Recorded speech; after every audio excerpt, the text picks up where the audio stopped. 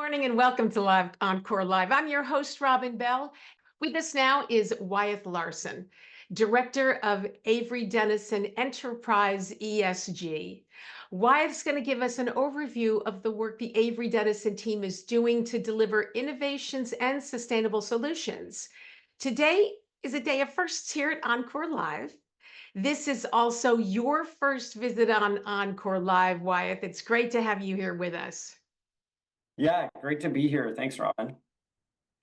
Well, let's just jump right in by having you tell us about yourself and your role with Avery Dennison. We could talk football. I'm sure you've got your opinion too. Let's learn about your background and your role. Yeah, well, I'm a Pac-2 fan, I guess, so it's much more depressing than the At rest Ohio State and Michigan, yeah. of. So anyway, yeah, great to be here. Like I said, I joined Avery about 3 years ago, and I came out of the tech industry before that. I've spent coming up on 15 years basically building and managing sustainability, ESG, and program management groups, teams, programs. So everything from carbon reporting to supply chain labor rights, reporting management, and particularly regulatory reporting management. So Avery Dennison was kind of an early company in separating out ESG and sustainability from our as distinct functions. I run our ESG program office, and we work in very close partnership with the sustainability teams across the enterprise. Okay, let's move on to let's talk about sustainability. So many companies, large and small around the world, they're in the process of crafting or have created sustainability goals for their organizations to reduce waste and to improve the environment, among other key initiatives. Avery Dennison is no exception.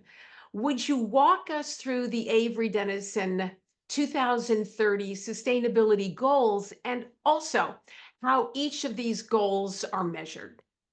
Yeah. We think good measurable goals are critical to keeping us on track, demonstrating progress, and to transparency that our customers can see that we continue to progress. We actually have two sets of active sustainability goals right now, one ending in 2025 and then the one that you see here ending in 2030. They're fairly analogous, but we wanted to make sure that we kept making things more aspirational for ourselves as we move along that journey. So one thing to call out is 2025 is next year. We've got about 16 months to finish those goals out, and for the most part, we're doing pretty well. So in this slide, you can see that we have 3 sustainability goals, and within each of those, we have several metrics, and we track progress against those goals using the metrics within. Okay, yeah, I can see that. It's a good slide. So you've talked about the 3 sustainability goals. What are those goals? Can we elaborate a little bit on those goals? Yep. Yeah. So on the left side there, the deliver innovations that advance the circular economy. For both 2025 and 2030, this is really all about sustainable products, what we provide to our customers and how that is either more sustainable in its construction or drives sustainability for our customers or the product end users. We have an internal product standard called Sustainable Advantage. Some of you may be familiar with that. And within that, we have different ways that we classify bio-based, recycled, or other sustainable material. Our 2025 goal really targets how much of our revenue comes from that Sustainable Advantage product portfolio to try to drive more and more of what we sell to have those sustainable attributes we find so important. The 2030 goal uses the Sustainable Advantage standard, but also looks at how we enable circularity. So using adhesives, labels, what Avery Dennison makes can, if not done correctly, really hinder circularity within the value chain, but if done correctly, can be a great enabler of it. And so we want to make sure that we're innovating in that direction. Mm-hmm. I think, if we look at this from a tapes perspective, there's things that could go into EV batteries that reduce end product weight or reduce VOCs in the manufacturing process. Same thing with things that enable building envelope, building efficiency. That's the sort of thing that could get a product moved into that sustainable advantage category if it meets enough of the sustainability criteria. Mhm. Okay, so we talked about sustainable products and tracking the Avery Dennison carbon footprint. So what is the third goal? Well, that was actually all just goal one. It tells you how big these goals are. But I can go through goal 2 and 3 here. So goal 2 is reducing the environmental impact of our operations and supply chain. So that's where we track our company carbon footprint, how much water we use, landfill-free waste goals that we have. And that's really about us operating in a way that's environmentally sound. We think that's important and a value add for our customers, even though the metrics we're tracking are very much Avery Dennison operations there. And the last is making a positive social impact and enhancing the livelihood of people and communities. We think you have to match environmental performance with social responsibility. So we actually release a whole separate social responsibility report each year, in addition to our ESG download and the sustainability information in our annual report. The key metrics within here are on employee engagement, looking at DEI, like women in management, and making sure that we are getting that holistic perspective that really helps a company thrive, as well as how the Avery Dennison Foundation donates and engages with the community, and employees volunteering at those Avery Dennison Foundation engagements. Mhm. This is all pretty wonderful, what we're talking about here. Carbon footprint and circular economy going hand in hand, of course. Um, Recently, Avery Dennison released a new video with a teaser, What If?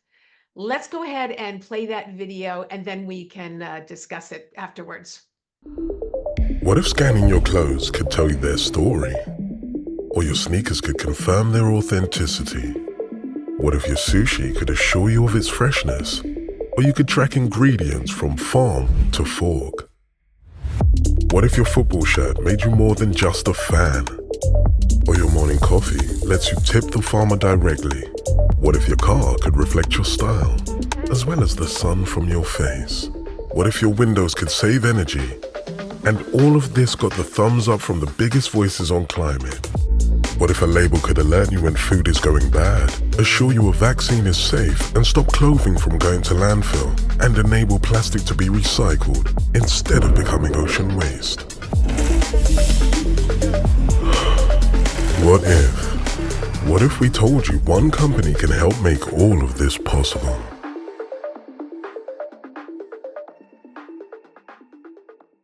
Okay, we've come to the end of the video. I'll give you a synopsis, which is really talking about how Avery Dennison is innovating with sustainability across the value chain in mind. And that's everything from ensuring that we can track garments from the initial textile factory that's making the raw material through the garment being created, worn, used, and then end of life and bring it back to a recycled state, something like that.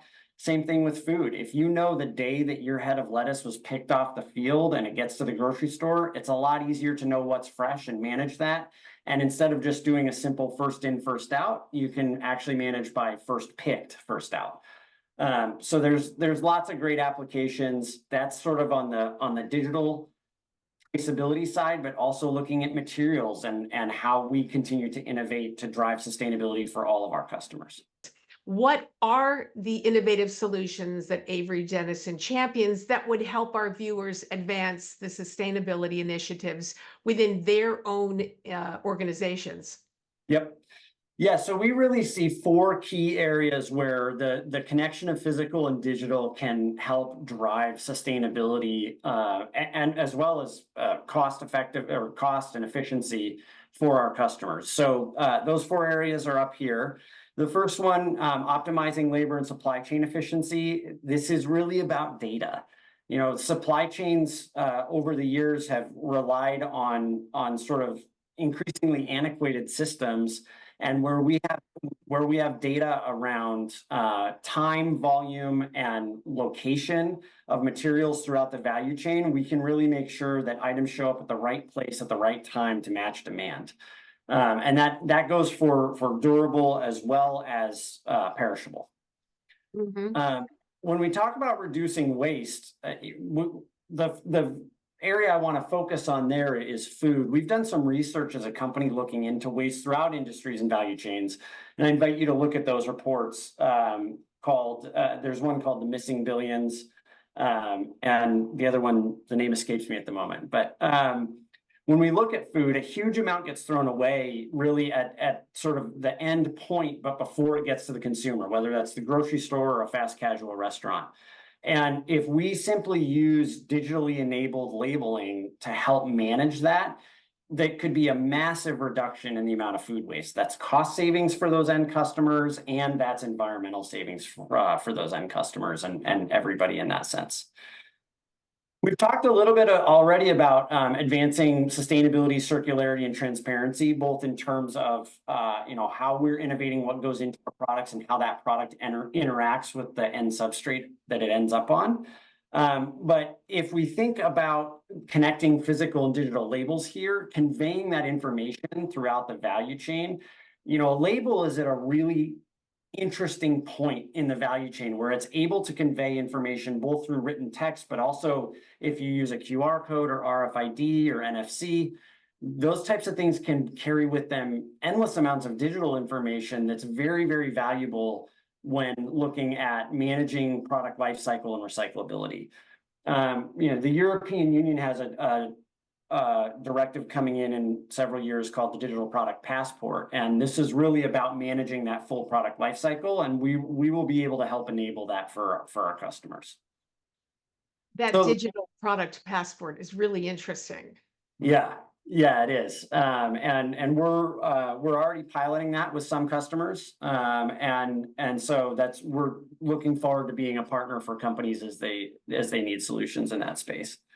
Yeah. So the last one here is helping brands and consumers better connect. And I'm going to throw a curveball at the host here, but since we talked football earlier, I'm actually going to sports. We talked sports, so I'm actually going to pull this out, and this is a patch that we did with the 49ers earlier this year, or I guess it was last year, with Joe Montana, and there's an NFC chip in here embedded within the patch, so that when you phone to this, it actually kicks you to a specific website. So you could have this on your 49ers jersey and engage with, I think it was his whiskey brand. But that's a really key way that we can help our customers engage their customers with product in really interactive and new innovative ways. That is brilliant. That's brilliant. It opens up so much potential and so many possibilities.